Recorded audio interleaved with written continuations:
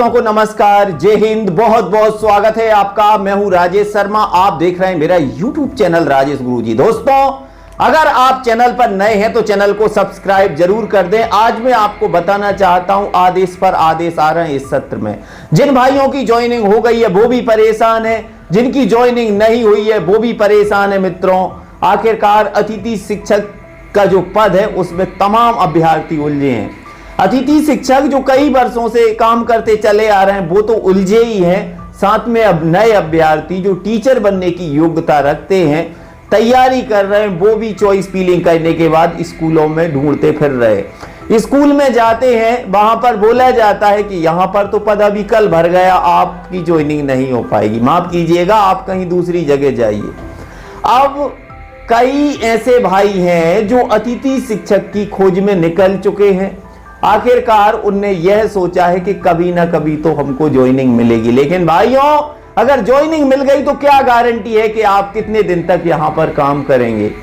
उच्च पद प्रभार, अतिशेष, व्यवस्था, जैसा कि आप तमाम जानकारी में आप लोगों के लिए लाता हूं। हालांकि कल से वीडियो नहीं आई है मेरे चैनल पर, कल कोई भी वीडियो मैंने अपलोड नहीं की है।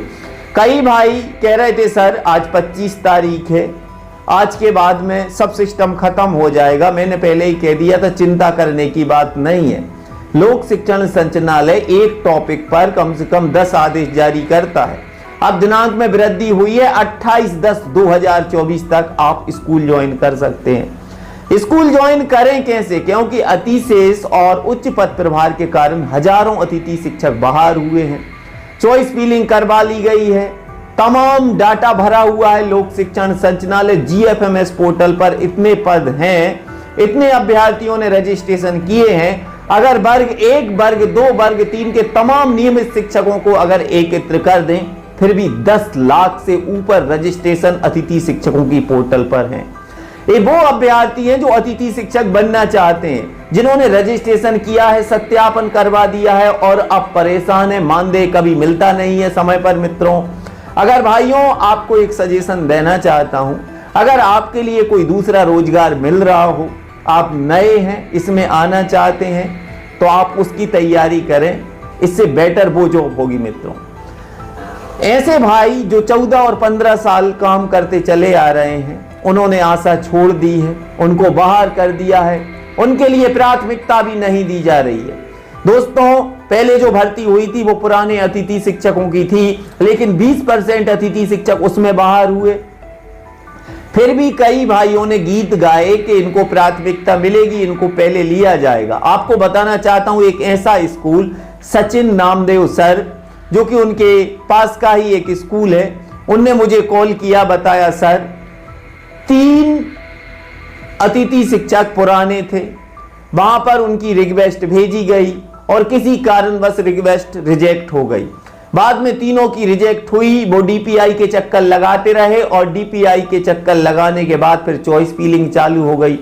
चॉइस फीलिंग चालू हुई तो वो तीनों के नाम नहीं थे वहां पर मित्रों, जबकि वो कई सालों से काम कर रहे थे उस स्कूल में। ये लोक शिक्षण संचालनालय पुराने अतिथि शिक्षकों को प्राथमिकता नहीं दे रहा है। मित्रों, एक कोर्ट का उल्लंघन है। पहले जिसने काम किया है उसको प्राथमिकता मिलनी चाहिए, ना तो उनको प्राथमिकता मिल रही है, और जिनने चॉइस फीलिंग की है ना उनकी नियुक्ति हो रही है। अब वो क्या करें और कहां जाएं, इसको लेकर वो परेशान है। भाइयों, सच बात मैं आपको बताना चाहता हूं, आधे से ज्यादा सत्र निकलने वाला है और अभी भर्ती चल रही है। आप बताइए, अक्टूबर नवंबर में अतिथि शिक्षकों की भर्ती की तैयारियां चल रही हैं, आदेश आ रहे हैं दिनांक में वृद्धि, जबकि ये आदेश जून में आता तो अच्छा लगता। मित्रों, जून जुलाई में अगर भर्ती होती तो फिर रिजल्ट का आंकलन किया जा सकता था। हाँ, लोक शिक्षण संचालनालय जैसा कि 30% वाले अतिथि शिक्षकों को नहीं रख रहा है,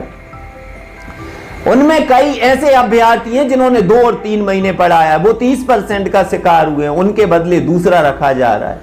और भाइयों, मैं आप सभी से कहना चाहूंगा, ज्यादा से ज्यादा आप DPI के लिए मेल करें, ज्यादा से ज्यादा फेसबुक, जहां भी सोशल या एक्स हो, जितने भी सोशल एप्स हैं, वहां पर आप यह लिखें कि अतिथि शिक्षकों का पहले पद स्थायी किया जाए।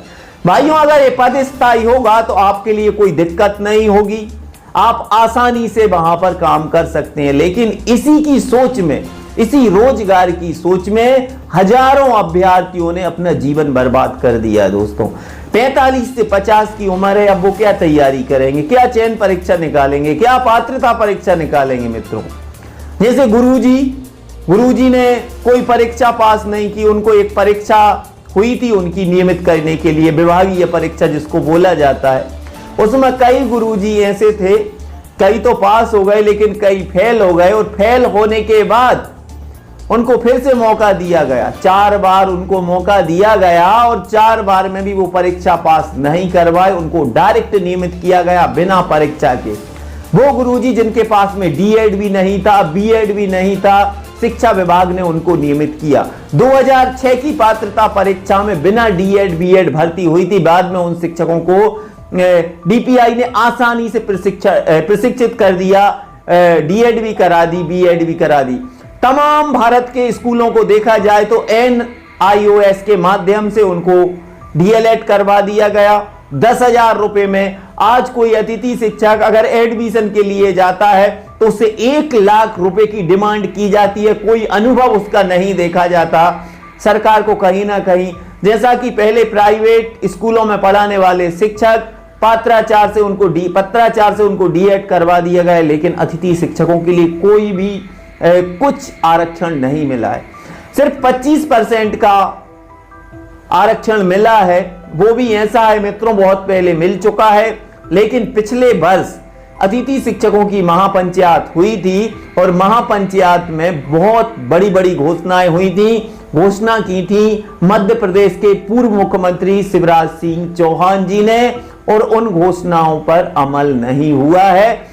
अब जो मध्य प्रदेश के शिक्षा मंत्री कह रहे हैं, उनका कहना है कि अब उन घोषणाओं को आप भूल जाओ, जो भी होगा नए सिरे से होगा। लेकिन आपको ज्यादा जानकारी के लिए आपको बताना चाहता हूं, जिन भाई उन्हें रिक्वेस्ट की है और वहां पर पद भर गया है, तो आप उसकी पहले तो छानबीन करें, पद वास्तव में भरा है या नहीं भरा है, आपसे कहीं झूठ तो नहीं बोला जा रहा है। हाँ, अगर आप पढ़े लिखे हैं तो डायरेक्ट किसी के कहने में ना लगें, थोड़ी आप भी प्रोसेस करके देखें कितने बच्चों पर कितने शिक्षक होते हैं, ये आपको अच्छी तरह से पता होता है मित्रों। जैसा कि मिडिल स्कूल का जो कैलकुलेशन है उसमें 3 शिक्षक रहते हैं, गणित, अंग्रेजी, सामाजिक विज्ञान। इन 3 शिक्षकों में अगर बच्चों की संख्या 20-25 होती है या 15 भी होती है तो 3 शिक्षक रहते हैं। प्राथमिक शाला की अगर बात करते हैं तो अगर 12 बच्चे भी हैं फिर भी 2 शिक्षक वहां पर रहेंगे। अगर 1 परमानेंट शिक्षक है तो 1 अतिथि शिक्षक वहां पर रहेगा मित्रों। तो अगर ऐसी कंडीशन बनती है कि पद भरा है तो वहां पर आप अपनी जो रिक्वेस्ट आपने भेजी है उसको आप रिजेक्ट करवा दें। जी हाँ, अगर आप रिजेक्ट करवा देंगे तो आपके लिए ऑप्शन मिल जाएगा, दूसरा स्कूल जो मेरिट में आपका नंबर लगा हुआ है वो जारी हो सकता है मित्रों। बाकी अब चॉइस फिलिंग हमेशा होती रहेगी और अतिथि शिक्षकों की भर्ती होती रहेगी मित्रों। और जो भी भाई जिनको मानदेय मिला है मध्य प्रदेश के कोई से भी जिले से हो, आप मुझे कमेंट्स के माध्यम से जरूर बता दें। और अब अगर कोई शाला प्रभारी किसी को ज्वाइनिंग नहीं दे रहा है और उसका पद खाली है उस विषय का, तो आप कमेंट्स के माध्यम से मुझे जरूर बता दें। आपकी आवाज में हमेशा उठाता आया हूं, उठाता रहूंगा मित्रों। और आज फिर एक आदेश जारी हो गया, उसकी वीडियो मैंने डाल दी है। बाकी फिर आऊंगा एक और वीडियो में, तब तक के लिए जय हिंद, जय भारत, वंदे मातरम। आप सभी को जय श्री राम।